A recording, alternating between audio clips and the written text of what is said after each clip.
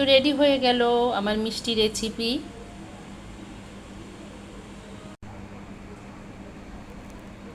আমি আপনাদেরকে একটা কেটে দেখাচ্ছি কতটা রসালো হয়েছে। একদম এত নরম হয়েছে তুলতুলে, আর এই যে রস পড়তেছে। তো এটা আমি এখন খাবো, বিসমিল্লাহ। অনেক মজা।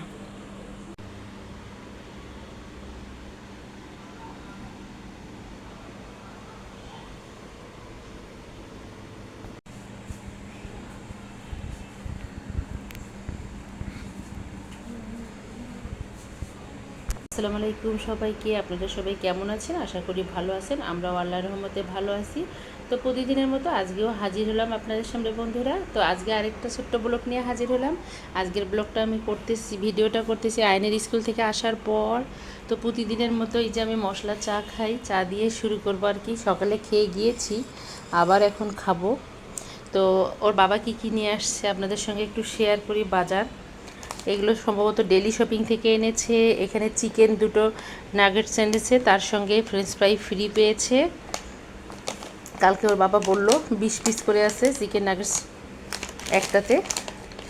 আর এখানে এই যে নুডলস দুইটা কিনেছে, তার সঙ্গে পেয়েছে, ও আচ্ছা, ধনিয়া পাতা সস পাওয়া যায়, আমি জানতাম না তো। বাহ, দারুণ তো। প্রাণ কোম্পানি ধনিয়া পাতার সস বের করছে। আমি কালকে মনে করছি এটা হবে গ্রিন চিলি, ওই যে সবুজ দেখেছিলাম এর জন্য। এখন তো লেখা ধনিয়া পাতার সস। কিউট না ডিব্বাটা? খুবই সুন্দর দেখতে। তো এই যে নুডলস দুটোর সাথে পেয়েছে এটা, আর চিকেন নাগেটসের সাথে পেয়েছে ফ্রেঞ্চ ফ্রাই। আর এটা এমনিতে এনেছে ওর বাবা। তো উনি এগুলো কোথায় থেকে যে কালেকশন করে উনিই জানে। তো এই তো এগুলো এখন ডিপে রেখে দেবো, আর এগুলো নর্মালে রেখে দেবো। এগুলোর মধ্যে সবচেয়ে আমার এটা পছন্দ হয়েছে, ধনিয়া পাতার সসটা। তো এই তো, আর চাটা খেয়ে নেব। চা খেয়ে ফুলদমে কাজ শুরু করে দেব। তো এই তো এখন রান্না বসাই দেব। এখানে নিয়েছি পটল। তো পটলগুলো আজকে ভাজি করব। ভালো করে ধুয়ে এনেছি। এখন আমি এটা কেটে নেব, নিয়ে ভাজি করব। তারপর ভাত বসাবো, ডাল করব, আর দেখি কি রান্না করা যায়। তো এই তো পটলটা এখন কেটে নেব। তো এই তো পটল ভাজি করে নিচ্ছি। পটল ভাজি হয়ে গেলে ভাত বসাই দেব। শব্দতে আমার কথা শোনা যাচ্ছে নাকি জানি না। এই তো পটল ভাজিটা হয়ে গেছে, আমি এখন ভাত বসিয়েছি। ভাতটা হয়ে গেলে ডাল একটু রান্না করে নেব। আর মাংস ভিজিয়েছি, তারপর আমি মাংস রান্না করব। তো ভাতটা হতে হতে আমি ডালটা করে নেব, একটু ধুয়ে নেব। তো ভাত হয়ে গেছে, আমি এখন বাকি রান্নাগুলো শেষ করে নেব। ওটা অফ ক্যামেরায় রান্না করে নিয়েছি, ক্যামেরা অন করতে ভুলে গেছিলাম, কারণ আয়ান ওই টাইমে উঠে গেছে। ওকে আবার একটু খাইয়ে দিলাম ওকে। তো এই তো এখানে মাংস বসিয়েছি। আজকের যেন হয়ে যায়, আবার আগামীকালকেরও যেন হয়। তো আদা বাটা রসুন বাটা সব দিয়ে দিয়েছি। আমি এখন পেঁয়াজটা দিয়ে দিচ্ছি। আমি এরকম করেই পেঁয়াজ দিই। সব মশলা দেওয়া শেষ, এখন আমি এটাকে রান্না করে নেব ভালো করে। এটা হয়ে গেলে বাচ্চাদেরকে খেতে দেবো আমি। তো মাংসটা ওইদিকে হচ্ছে, এদিকে আপনাদেরকে একটা জিনিস দেখাই। মশলা বের করতে যেয়ে দেখি আপনাদের ভাইয়া যে বাদাম এনেছিল, তো প্যাকেটে ছিল। বৃষ্টির দিন তো একটু হয়ে গেছে। আমি তো সময় পাই না, এক হলো গ্যাস থাকে না, আর এক হলো সময় পাই না। সারাদিন বাচ্চাদের পিছনে ছুটি। তো উনি শুধু ওই যে বেশি বেশি করে জিনিস আনবে আর ঘরের মধ্যে রেখে দেবে আর অপচয় করবে। তো এটা ঝেড়ে নিলাম কুলাতে করে ভালো করে। এখন এগুলো ভেজে নেই, ভেজে নিলে তারপর ওরা খেতে পারবে। নইলে আর কয়েকদিন থাকলে নষ্ট হয়ে যাবে বাদামগুলো। একদম সুন্দর আছে। তার মধ্যে আমি এখানে রাখছিলাম কিশমিশগুলো সব হয়ে গেছে। তো এখন কিশমিশগুলো বেছে নেব, নিয়ে বাদামগুলো সব ভেজে নেব। এক চুলায় মাংস হচ্ছে, আর এক চুলায় বাদাম ভেজে নিচ্ছি, কারণ আমি জানি এখন যদি ভেজে না নিই না, এটা আর ভাজাই হবে না। আর ভাজলে কিন্তু তাড়াতাড়ি শেষ হয়ে যাবে। বিশেষ করে অর্ণা, আয়ান আর ওর বাবা খাবে। বিকেলে করে ওরা ওই যে করে চা খাওয়ার আগে খেয়ে নেবে। তো ভেজেই রাখি বরঞ্চ, কারণ গ্যাস পাবো না কালকে। আগামীকাল শুক্রবার না, আগামীকাল গ্যাস থাকবেই না। সকালবেলায় চলে যাবে, একটু দুপুরে আসবে, আবার আসবে বিকালে। তো বাদামটা ভাজা হয়ে গেছে, এটাকে এখন আমি ঠান্ডা করতে দেবো। ঠান্ডা হয়ে গেলে তারপর ডিব্বার মধ্যে ভরে রাখবো। এই যে মাংসটার এই অবস্থা। মাংসটা এখন পানিটা টেনে নিলে আমি কষাই নিয়ে পানি দিয়ে দেব।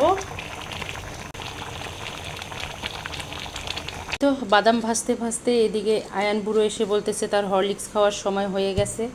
তো ওর হরলিক্সটা ওকে দিয়ে দেই।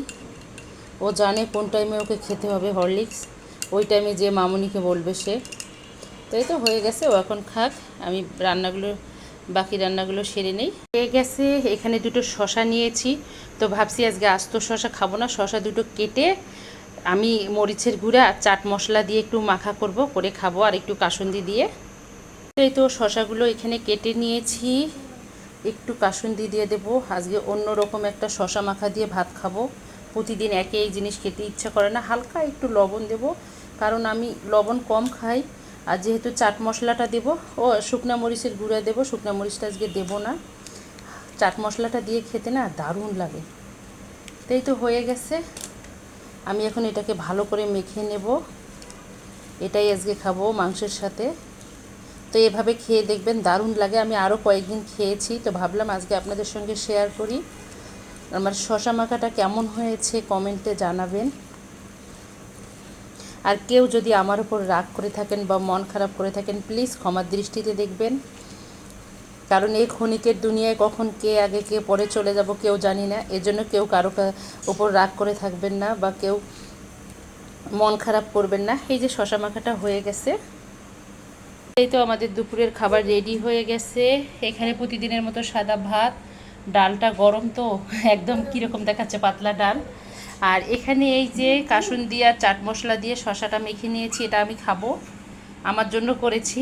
আর এখানে পটল ভাজি করেছি, পটল ভাজি 2টা পিস পুড়ে গেছে।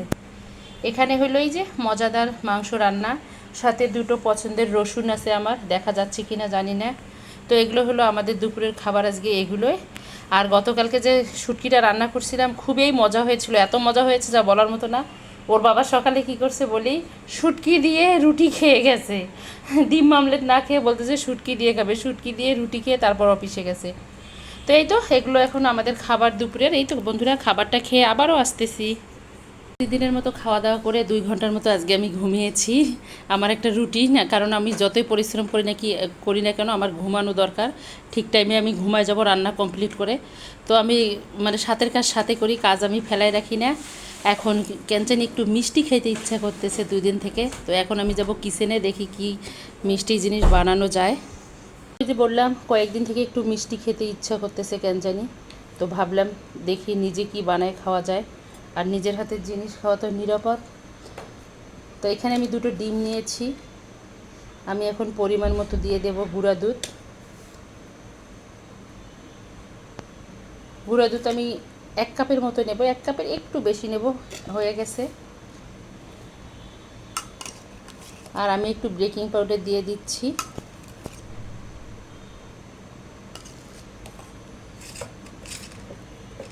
আমি দিয়ে দেব ঘি। তো আমি এখানে 1 টেবিল চামচের মতো ঘি দিয়ে দেবো, ঘিটা বেশি দেওয়া যাবে না তাহলে ফেটে যাবে। তো আমি এখন এটাকে ভালো করে মেখে নেব, দেখি কি বানানো যায়, চেষ্টা করি। এর আগেও বানিয়েছি, রেসিপি আছে আমার মোবাইলে, চ্যানেলে দেওয়া আছে, সরি মোবাইলে বলতেছি।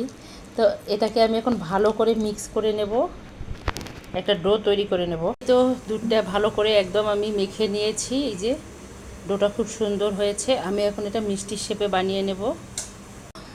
মিষ্টিগুলো বানিয়ে নিলাম, এগুলো কালো জামের শেপ করেছি, এগুলো মিষ্টির শেপ করেছি, গোলাপ জামুন আয়ান বলে আয়ানের ভাষায়। তো খুব সুন্দর সফট হয়েছে। এটা কিন্তু নরম করতে হবে, নইলে ভেতরে শক্ত থাকবে আর উপরে একদম হবে, পুড়ে যাবে। তো একদম খুব সুন্দর মোলায়েম হয়েছে।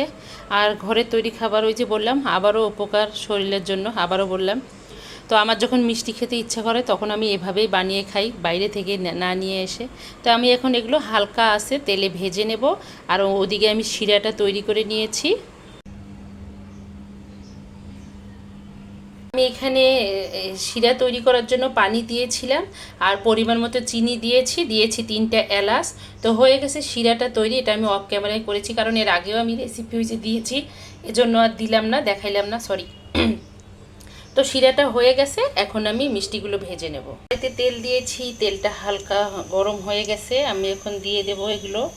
ওই যে বললাম তেলটা একটু ঠান্ডা ঠান্ডা থাকতেই দিতে হবে। তো যখন আমার মিষ্টি খেতে ইচ্ছা করে তখন আমি 10 মিনিটেই বানিয়ে খেয়ে ফেলি, কারণ এটা 10 মিনিটের মিষ্টি। আর গরম গরম খেতে না এটা অসাধারণ লাগে।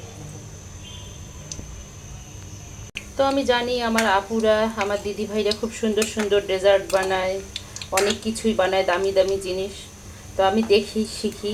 আর আমার ভিডিও থেকে কোনো কিছুই মনে হয় শেখার নাই, কারণ আমি সাদামাটা জীবনযাপন করি। আমি যা খাই তাই আপনাদের সঙ্গে শেয়ার করি, আমার সাদামাটা লাইফস্টাইল। তো আমার এই সাদামাটা লাইফস্টাইল দেখতে দেখতে যদি কোনো বন্ধুর ভালো লেগে থাকে, প্লিজ আমার চ্যানেলটাকে সাবস্ক্রাইব করবেন, অর্নাস মমের সঙ্গে থাকবেন। এই তো আমি এভাবেই ভেজে নেব এগুলো। তো প্রথমে একটু আস্তে করে করতে হবে, নইলে লেগে যাবে। তারপর যখন ভাজা হয়ে যাবে তখন এভাবে একের পর এক এপিট ওপিট ভেজে নিতে হবে। এটা হলো ওর বাবারও খুব পছন্দ, আমার ঘরে এটা সবাইরই পছন্দ। তো যখন আমার খেতে ইচ্ছা হয় বানাই, বা বাচ্চাদের আবদার পূরণ করি, বাচ্চারাও খায় এটা। আমি একবারে করে নেব, ভেজে নেব। এখানে আমি কোনো ফুড কালার ইউজ করিনি, অলরেডি ভাজা হয়ে গেছে। আমি এখন এগুলো শিরার মধ্যে দিয়ে দেব, বেশি আর ভাজবো না, গরম গরম একদম। এই যে শিরার মধ্যে দিয়ে দিচ্ছি, বাকিগুলো এখন আমি ভেজে নেব।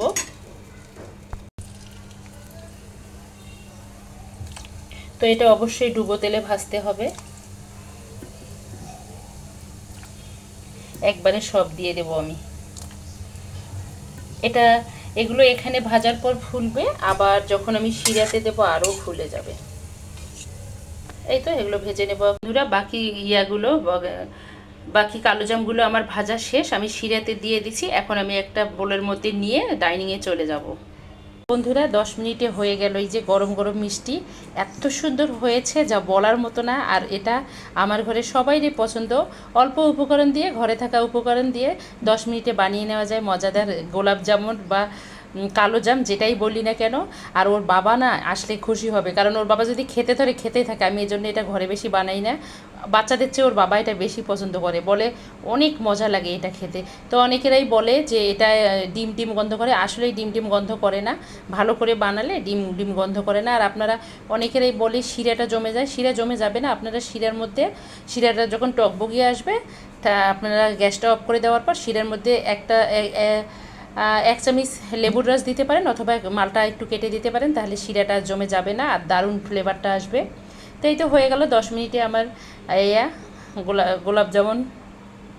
তো আমার ভিডিওটা যদি দেখতে দেখতে কোনো বন্ধুর ভালো লেগে থাকে, প্লিজ আমার চ্যানেলটাকে সাবস্ক্রাইব করবেন, অর্নাস মমের সঙ্গে থাকবেন, লাইক কমেন্ট শেয়ার করবেন। আজকে এ পর্যন্ত, আল্লাহ হাফেজ, আসসালামু আলাইকুম।